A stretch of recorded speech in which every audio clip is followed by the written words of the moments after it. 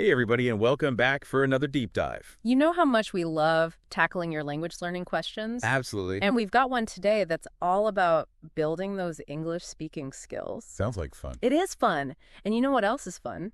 What's that? This awesome guide our listener sent over on how to practice English speaking alone. That's a common challenge for language learners. I'm really curious to see what they suggest. Me too. It's like they read our minds because we love a good challenge. So the first tip is a classic, and honestly, it's one I use all the time, even when I'm not practicing another language. Oh. Tell me more. You've got me intrigued. Practicing in front of a mirror. Interesting. It sounds a little unusual, but I can see how that might be helpful. Right. It feels strange at first, but think about it. You never see yourself speaking, so you miss out on those visual cues. That's true. We don't even realize how much we rely on those visual cues when we're speaking our native language. Exactly. Like when you're learning new words, you're training your mouth to make all these unfamiliar sounds. And apparently seeing those mouth movements can make a world of difference.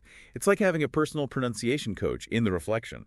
It's like dancers using a mirror to check their form or athletes reviewing game footage.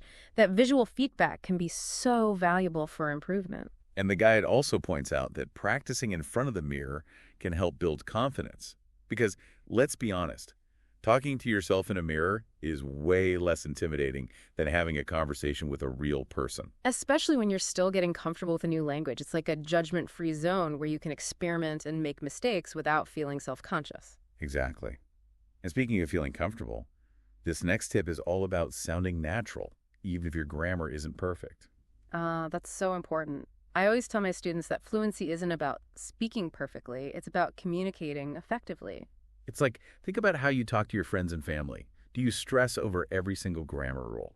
Definitely not. And honestly, it would be exhausting to even try. Right. You just focus on getting your message across. And that's what this guide is emphasizing, prioritizing that conversational flow. And you know what else helps with that conversational flow? What's that? Reading aloud. There's something about hearing those words out loud that helps solidify them in your mind. Wouldn't you agree? Absolutely. Yeah. It's like you're training your ears and your tongue to work together. It's like you said earlier, it's like having your own personal pronunciation coach, but instead of just observing, you're actively participating in the process. Yes.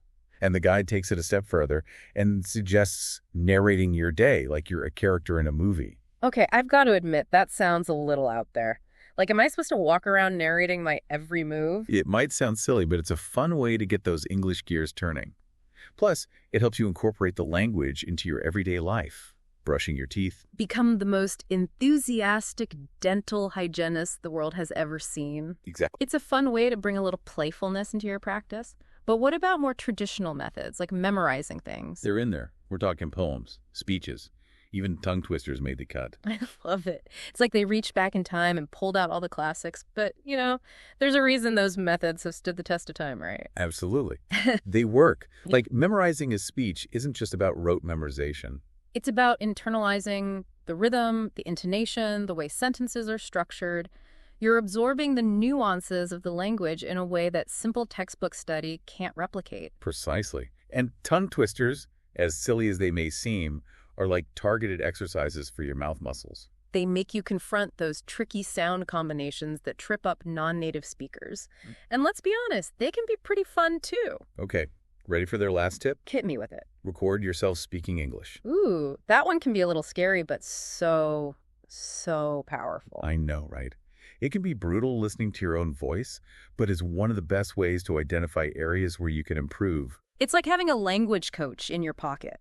You can hear your pronunciation, your pacing, even those little filler words we all use. The ums, the ahs, all the things we don't even realize we're doing. Exactly. And the best part is, you can track your progress over time. And speaking of progress, I have to ask about this last little tidbit. What's that? The guide mentions that if you follow all these steps, you'll be fluent in 3 months. Now, while I applaud the optimism, I think it's important to keep in mind that everyone's language learning journey is different. So true. There's no magic formula or set timeline for fluency. Exactly. It's all about consistency, dedication, and finding what works best for you. I love that. Well, there you have it, folks. A treasure chest of tips and tricks to help you rock your solo English practice. From mere conversations to narrating your breakfast routine, there's something in here for everyone. Remember, the most effective learning is often the most engaging. So find what you enjoy, keep those conversations flowing, and most importantly, have fun with it. And don't forget, we're always here to cheer you on every step of the way. Absolutely. Now, here's a little something to ponder. How can you personalize these techniques to fit your own unique learning style and preferences?